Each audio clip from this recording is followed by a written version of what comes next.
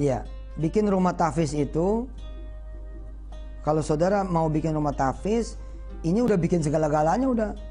Udah bisa bikin SYM, udah bisa bikin MDN, udah bisa bikin FTQ.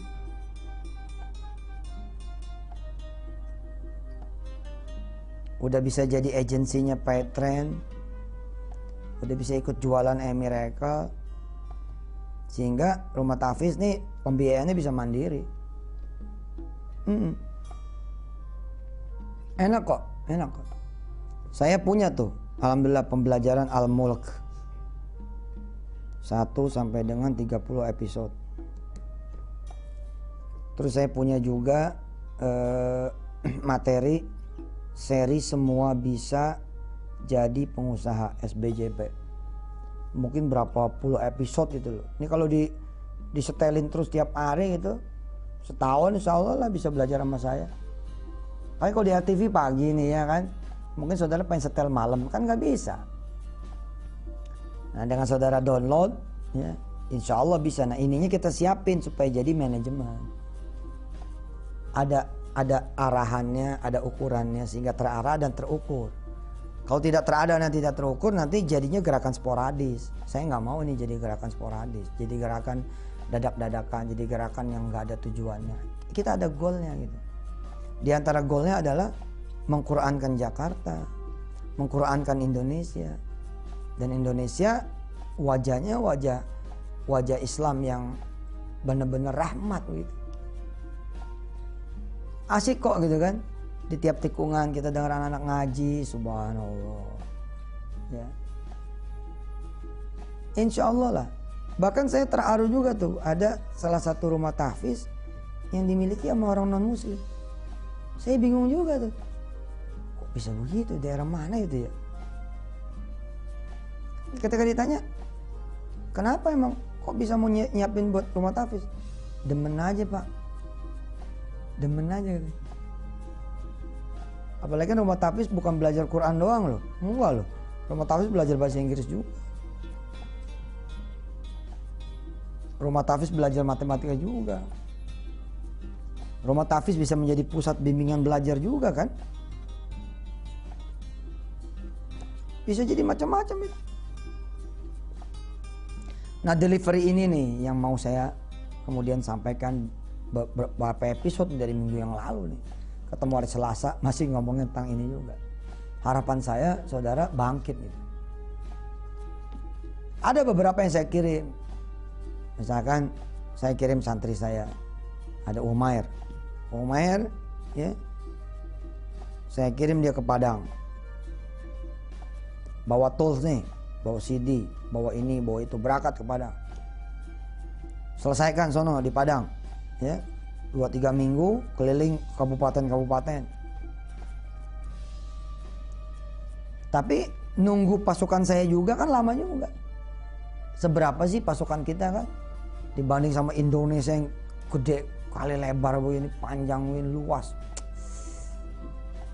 Maka partisipasi mandiri dari masyarakat ini sangat saya perlukan. Nah kalau udah begini ceritanya bos, bahkan kita bisa menjangkau 100 negara.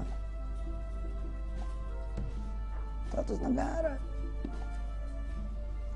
Ya tentu adalah fasilitator fisik gitu kan. Ini jamaah fasilitator fisik. Mungkin sesi dia setengah jam. Tapi ada sesi saya yang setengah jam pakai Infocus belajar. Sama kok, sama beneran sama. Masih ingat ya cerita saya tentang masjid? Ini panggung ceramah, ini orang di sini.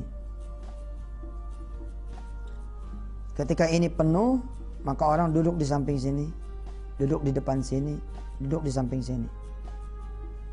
Pakai apa dia ngelihat? Pakai layar di sini, proyektor. Tanya sama orang di sini, tanya sama orang yang di sini, tanya sama orang di sini. Berkurang pasti berkurang. Biar gimana beda. Tapi apakah tidak mencukupi kebutuhan? Cukup. Maka sebenarnya sama aja. Bila di sini kosong, ya, nggak ada apa-apa gitu. Lurah udah sambutan duluan, ketua masjid udah sambutan duluan, nggak ada siapa-siapa di dalam ini kecuali operator satu orang. Operator nyetelin, begitu nyetelin ada gambar di sini. Lurahnya ngomong, "Assalamualaikum, saya lurah, makasih udah pada datang ya. Berkah deh buat ente pada deh. Mudah-mudahan ceramah Ustadz Yusuf Mansur bisa bikin kelurahan kita jadi tenang, adem, sejahtera dalam lindungan Allah SWT. Makasih." Saya kembalikan kepada MC. MC ngomong lagi, "Assalamualaikum warahmatullahi wabarakatuh. Sekarang sambutan dari tuan rumah Sahibul Bait, ketua DKM kita." Ketua DKM ngomong, tuh ada lo muncul di layar sini. Kalau mau bikin seru, ketua DKM jalan-jalan di sini. Pada saat dia ngomong di layar, orang pada bingung. Nah, orangnya ada di layar kok jalan-jalan.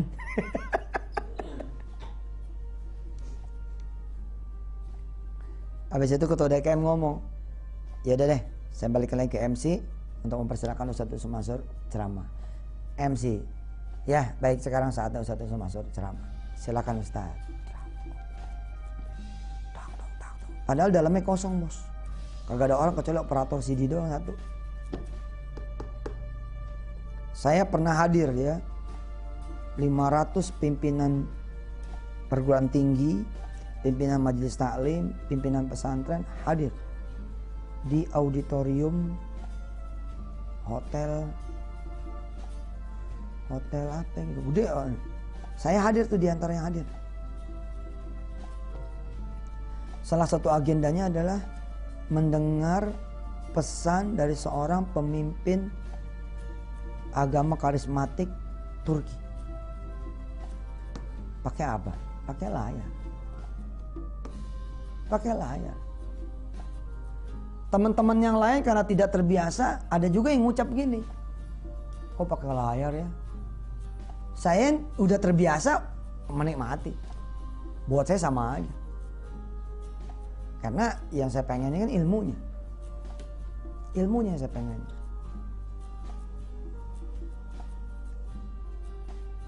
Ceramah beliau. Orang yang saya perhati itu, orang peserta lain yang sama-sama duduk tuh, tapi dia ngomong, "Kok pakai layar ya?" Setelah mendengar secara sempurna ceramah dari beliau, akhirnya ngakuin juga, "Subhanallah, benar." Asal cerita, "Iya benar tuh. Iya benar tuh." Insya Allah loh, seru nih yang begini. Idealnya emang TV, tapi TV bukan punya kita, bos. Maka kita perlu saluran-saluran seperti TV yang seakan-akan setiap rumah menjadi satelit dari saya. Insya Allah. Masih ada satu segmen yang berikut ini saya mau berdoa. Ya, kita mau berdoa. Udah kelamaan nih kita nggak berdoa bareng. Insya Allah kita berdoa bareng. Program ini benar-benar mengepung Jakarta dan Indonesia, tapi dari sudut kebaikan. Kita membantu pemerintah Jakarta dan pemerintah pusat juga dan daerah-daerah agar terlaksana nih delivery keagamaan tanpa perlu menunggu fisik para dai yang memang banyak sekali kendalanya. Silakan.